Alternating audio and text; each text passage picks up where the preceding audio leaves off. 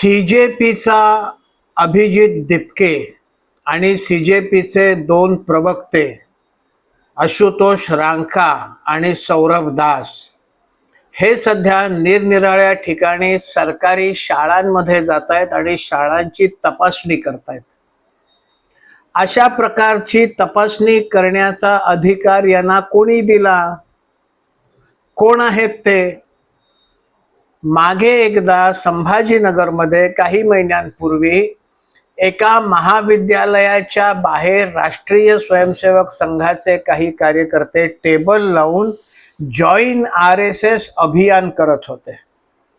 ते महाविद्यालयामध्ये जाऊन तपासणी देखील करत नव्हते, महाविद्यालयाच्या बाहेर होते ते, आणि त्या ठिकाणी कॉलेजमधल्या विद्यार्थ्यांनी RSS राष्ट्रीय स्वयंसेवक संघात यावं अशा प्रकारचं अभियान करत होते। तर त्या ठिकाणी काही लोक आले आणि तुम्हाला हा अधिकार कोणी दिला? तुम्हाला ही परवानगी कोणी दिली? तुमचं राष्ट्रीय स्वयंसेवक संघ नोंदणीकृत आहे का?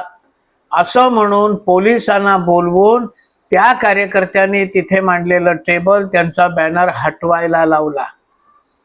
मग हेच सगळे प्रश्न कॉकरोच जनता पार्टीला लागू होत नाहीत का? त्यांचं रजिस्ट्रेशन आहे का?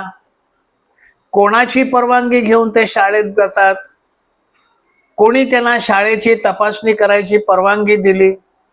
ते स्कूल इन्स्पेक्टर आहेत का? जिल्ह्याचे एज्युकेशन इन्स्पेक्टर आहेत का? पण मग इथे का कोणी त्यांच्या या सगळ्या वागण्यावर हरकत घेत नाही? जो प्रश्न संघाला विचारला जाऊ शकतो तो सीजेपीला देखील विचारला गेला पाहिजे। एका ठिकाणी एक न्याय आणि दुसऱ्या ठिकाणी दुसरा न्याय असं चालता कामा नये।